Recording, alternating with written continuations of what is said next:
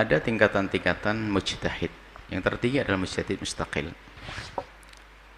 Artinya mustaqil di sini adalah dia berijtihad tentang permasalahan agama dengan perabot-perabot yang mereka sendiri mencetuskannya. Alat dalam hal ini seperti usul fikih dan lainnya. Maka dikatakan mustaqil. Karena itu adalah dengan perabot saya. Imam yang datang setelahnya bisa jadi dia punya kelebihan ilmu, tapi dia tidak bisa membuat perabotnya tadi. Makanya Imam Nawawi mengatakan, aku ikut Syafi'i. Karena saya berijtihad kayak apapun, metodologinya adalah saya ikut Imam Syafi'i. Artinya sudah ini peluang, ini adalah keberuntungan Imam Syafi'i waktu itu sebagai orang pencetus yang membukukan usul fikih. Kurang lebihnya seperti itu. Kalau masalah kemungkinan orang hari ini bisa saja kayak Imam Syafi'i, tapi belum ada. Yang hafalannya begini, berapa tahun ngafal Muwatta, umur ini.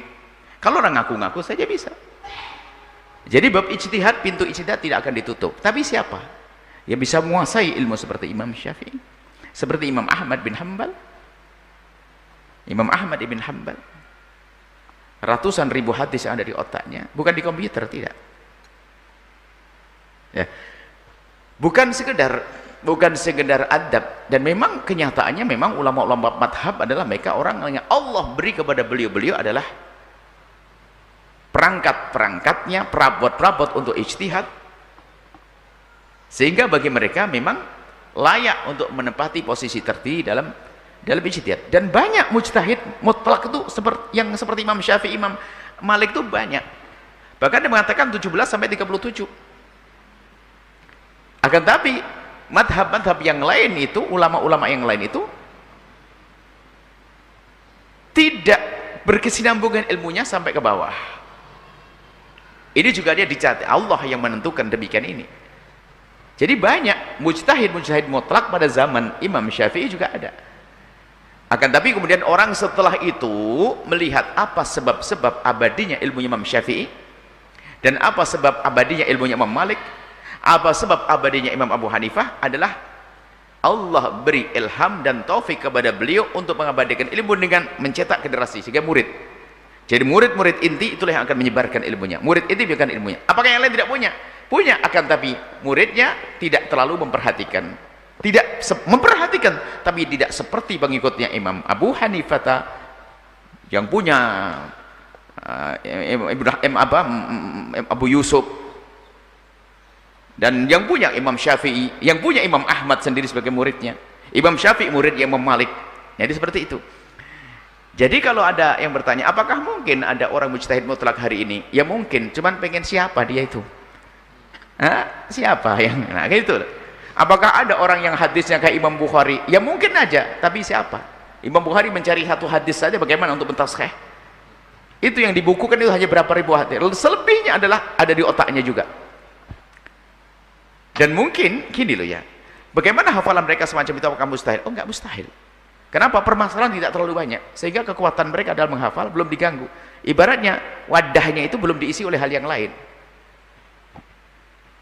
Hari ini kita menghafal sudah ingat kejadian di negara ini bermacam-macam. Hari ini sudah berapa masalah masuk otak kita? Yang bikin hadis lupa nanti. Kurang seperti itu. Kemudian yang kedua memang ada adab dan tata krama. Di samping memang belum bisa, sehingga kalau ada orang mengatakan saya juga mujtahid mutlak kayak Imam Syafi'i, kayak Imam Ahmad, hari ini ada kita tidak boleh taklid, kita ijtihad, kita juga kuat Imam Syafi'i. Tanya, mana dasar usul fikih, metodologi ente dalam berijtihad, istinbat, ente punya? Enggak, semuanya ngintip. Sudah mengintip sok banget. Maka alat Imam Syafi'i mengatakan saya lebih hebat dari Syafi'i. Siapa ente? Saya lebih hebat dari Imam Ahmad. Saya lebih hebat daripada Imam Malik. Saya lebih hebat daripada Imam Abu Hanifah. Dan Imam Abu Hanifah itu terbentuk seperti itu, bukan beliau lalu propaganda gitu, enggak. Buat pamflet di mana-mana saya imam madhab, enggak ada. Memang begitu keadaan beliau, memang harus dibegitukan. Kenapa? Setiap orang alim yang datang setelahnya hanya terkagum-kagum. Makanya orang akhir zaman enggak kagum, itu kan aneh sekali. Mungkin ada orang ini, kita sama hum rijal wa nahnu rijal, mereka laki-laki, saya laki-laki. Kadang-kadang dengan sombongannya, kita bisa, mereka bisa. Tanyakan, cerdasmu kayak dia? Akhlakmu kayak beliau, ibadahmu kayak beliau, hafalanmu kayak beliau. Kalau hanya sedang mengaku-ngaku saja, mungkin betul, wah teknologi, dulu ada orang menghafal, saya bisa menghafal langsung, tik, lihat internet, lihat apa? Maktabah Syabilah. Bukan begitu. Langsung bisa otak-atik komputer langsung jadi mujtahid mutlak. Nggak bisa semacam itu. Di samping itu memang ilmunya ulama 4 madhab ini memang luar biasa. Allah beri taufik kepada beliau untuk memahami metodologi mencetuskan hukum yang tidak diberikan kepada ulama-ulama yang lain. Sebelumnya sudah ada, cuma belum terumuskan secara detail dan rapi, dibukukanlah bahasa sederhananya, dimulai oleh Imam Syafi'i, dan Imam Abu Hanifah juga sudah ada, cuma setelah itu pembukuannya adalah telat. Tapi ini ada metodologinya untuk memahami ilmu, sehingga secara ilmu belum bisa, belum ada yang menyamai. Sampai yang katanya di abad ke-7 atau ke-8 mengaku mujtahid, ternyata alat ijtihadnya pinjam Imam Ahmad, pinjam Imam Syafi'i, sudah begitu mengatakan sok banget, hum rijal wa nahnu rijal, mereka orang laki-laki, saya juga laki-laki. Laki-laki apa ente? Mau sok sombong deh. Kayak gitu. Kemudian yang kedua adalah adab juga ada. Akan tapi adab ada, tapi yang pertama adalah lebih unggul, belum bisa menyamai, belum bisa mengungguli. Misalnya ada orang mujtahid hari ini berkata tentang urusan istinbat hukum, dia tidak mungkin tidak kecuali dia mengambil rumusan metodologi yang dicetuskan oleh ulama-ulama 4 madhab. Kesimpulannya adalah ulama 4 madhab itu sudah dipilih oleh Allah untuk menjadi seperti itu, sehingga yang datang setelahnya bukan tidak mungkin. Kalau bicara mungkin, Allah Maha Kuasa untuk menghadirkan orang hari ini seperti Imam Syafi'i. Cuman apalagi yang mau dibahas? Sudah diberesi oleh Imam Syafi'i tentang metodologinya. Tinggal menggunakan pisaunya Imam Syafi'i untuk membedal permasalahan. Itu saja. Mau menjelaskan, saya mau gini. Itu hidup di zaman Imam Syafi'i, baru dia Imam Syafi'i. Am khas sudah dibahas oleh Imam Syafi'i. Mutlak muqayyad sudah dibahas Imam Syafi'i. Mau membahas apa ente? Mau sok banget. Wah, saya bisa. Halah, bisa ngapain ente? Orang sombong di akhir zaman. Mau bahas apa hari ini? Sudah dihabiskan oleh mereka.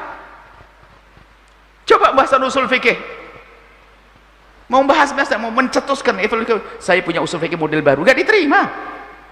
Jangankan oleh kelas dunia kayak Imam Syafi'i, di kampus saya saja gak diterima mungkin, kalau dia sekolah di kampus.